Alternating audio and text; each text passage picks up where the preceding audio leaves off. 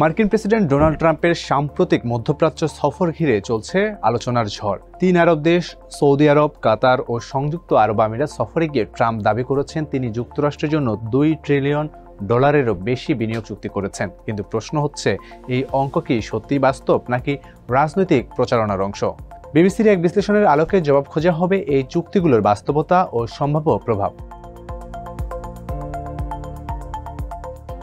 গত সপ্তাহে গালফ দেশগুলো সফর শেষে যুক্তরাষ্ট্রে ফিরে আসার সময় প্রেসিডেন্ট ট্রাম্প সাংবাদিকদের বলেন, এটা ছিল 4 দিনের এক ঐতিহাসিক সফর।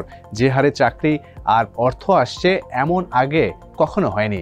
সৌদি আরব, কাতার এবং সংযুক্ত আরব আমিরাত সফরে গিয়ে ট্রাম্প ঘোষণা করেন তিনি যুক্তরাষ্ট্রের জন্য $2 ট্রিলিয়ন বেশি মূল্যের চুক্তি নিশ্চিত করেছেন। তবে এই দাবি যতটা আকর্ষণীয়, বিশ্লেষকরা বলছেন সংখ্যাগুলো ততটা স্বচ্ছ নয়। এখন যে কোনো ব্র্যান্ডের পুরাতন এসি বদলে নতুন ওয়ালটন এসিতে উপভোগ করুন 25% ছাড়। এই সফর ছিল আক্ষরিক অর্থেই রাজকীয়। সৌদি আরব ও সংযুক্ত আরব আমিরাতে তাকে স্বাগত জানানো ছিল যুদ্ধ বিমানের প্রহরা, 21 তোপধ্বনি, তলোয়ারের নৃত্য, উট ও ঘোড়ার কুচকাওয়াজ এবং অত্যাধুনিক টেসলা সাইবার ট্রাকের বহর। আমিরাত ট্রাম্পকে দেশের সর্বোচ্চ বেসামরিক পদক অর্ডার অফ জায়েদ প্রদান করে। এই জাঁকজমকপূর্ণ আয়োজন শুধু শোভা নয়, এটি এই বার্তাও দেয় যে গালফের ধনী রাষ্ট্রগুলো যুক্তরাষ্ট্রের সঙ্গে অর্থনৈতিক অংশীদারিত্ব আরও গভীর করতে প্রস্তুত। সৌদি যুবরাজ মোহাম্মদ বিন সালমান ট্রাম্পকে জানান সৌদি আরব যুক্তরাষ্ট্রে $600 বিলিয়নেরও বেশি বিনিয়োগ করবে। এর মধ্যে রয়েছে $142 বিলিয়নের প্রতিরক্ষা চুক্তি, যা ট্রাম্প প্রশাসনের মতে ইতিহাসের সবচেয়ে বড় অস্ত্র চুক্তি, এবং কৃত্রিম বুদ্ধিমত্তা, স্বাস্থ্য, অবকাঠামো, বিজ্ঞান ও নিরাপত্তা বিষয়ক বহু প্রকল্প। তবে প্রশ্ন হচ্ছে, এই সংখ্যাগুলো কি বাস্তবে রূপ নেবে? 2017 থেকে 2020 সালের মধ্যে সৌদি আরবের সঙ্গে ট্রাম্প প্রশাসন $450 বিলিয়ন চুক্তির ঘোষণা দিয়েছিল, কিন্তু আরব গালফ স্টেটস ইনস্টিটিউটের তথ্য অনুযায়ী প্রকৃত বিনিয়োগ ছিল $300 বিলিয়নেরও কম। এই তথ্য দিয়েছেন সাবেক IMF কর্মকর্তা টিম কোলেন। তিনি বলেন, সবকিছুর সত্যতা দেখা যাবে সময়ের সঙ্গে। কাতারে ট্রাম্প ঘোষণা করেন অন্তত $1.2 ট্রিলিয়ন মূল্যের অর্থনৈতিক বিনিময় হয়েছে। তবে হোয়াইট হাউসের প্রকাশিত তথ্যে দেখা গেছে প্রকৃত চুক্তির পরিমাণ মাত্র $243.5 বিলিয়ন। এর মধ্যে অন্যতম বড় চুক্তি ছিল কাতার এয়ারওয়েজের যুক্তরাষ্ট্রের বোয়িং কোম্পানি থেকে $96 বিলিয়নের 210টি বিমান ক্রয়। এই চুক্তিতে বছরে 1.5 লাখ মার্কিন চাকরি সৃষ্টির কথা বলা হয়েছে। UAE ঘোষণা করেছে তারা আগামী দশকে যুক্তরাষ্ট্রে $1.4 ট্রিলিয়ন বিনিয়োগ করবে। এর মধ্যে রয়েছে বিশ্বের সবচেয়ে বড় AI ক্যাম্পাস নির্মাণ, যেখানে যুক্তরাষ্ট্রের এনভিডিয়ার কাছ থেকে 5 লাখ উন্নত চিপ সরবরাহের চুক্তি রয়েছে। এর সাথে গ্লোবাল AI হাবে পরিণত হওয়ার লক্ষ্য নিয়ে UAE এখন মার্কিন প্রযুক্তির সঙ্গে গভীরভাবে সংযুক্ত হচ্ছে।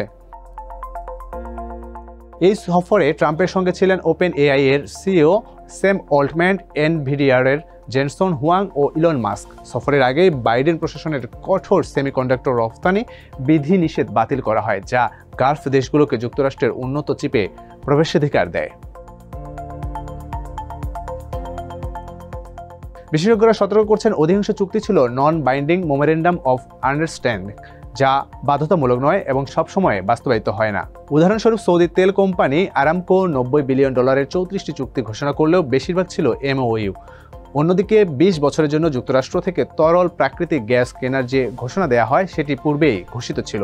তবে AI প্রযুক্তি ও যৌথ বিনিয়োগের মাধ্যমে মার্কিন গালফ সম্পর্কের একটি নতুন ধারা তৈরি হচ্ছে। এটি পুরনো তেল বিনিয়োগ নিরাপত্তা কাঠামো থেকে বেরিয়ে অর্থনৈতিক অংশীদারিত্ব এর দিকে যাচ্ছে। বিশ্লেষকরা বলছেন, বর্তমান তেলের মূল্য পরিস্থিতিতে সৌদি আরবের পক্ষে $600 বিলিয়নের মতো বিনিয়োগ বাস্তবায়ন কঠিন হবে। ট্রাম্পের আমদানি শুল্ক নীতির কারণে বৈশ্বিক প্রবৃদ্ধি কমে যেতে পারে বলে আশঙ্কা তৈরি হয়েছে। তেল রপ্তানিকারক দেশগুলোর সংস্থা ওপেক সম্প্রতি উৎপাদন বাড়ানোর সিদ্ধান্ত নেয় তেলের দাম 4 বছরে সর্বনিম্নে নেমেছে। ফলে সৌদির বাজেট ঘাটতি আরও বাড়তে পারে। এই সফরের মাধ্যমে গালফ রাষ্ট্রগুলো, বিশেষ করে সৌদি আরব ও UAE, যুক্তরাষ্ট্রের সঙ্গে সম্পর্ক পুনর্গঠনের একটি কৌশলগত বার্তা দিয়েছে। তারা দেখাতে চেয়েছে তেল নির্ভরতা কমিয়ে উচ্চ প্রযুক্তির মাধ্যমে ভবিষ্যতের অর্থনীতি গড়ে তুলতে তারা প্রস্তুত। ট্রাম্প এই সফরকে তুলে ধরছেন নিজের অর্থনৈতিক কৌশলের সাফল্য হিসেবে। বিশ্বব্যাপী শুল্ক ও বাণিজ্য সংকোচনের মাঝেও তিনি $1 ট্রিলিয়ন চুক্তি আনতে পেরেছেন বলে দাবি করছেন। তবে এইসব চুক্তির বাস্তবায়ন কতটা হয় তা সময়ই বলে দেবে।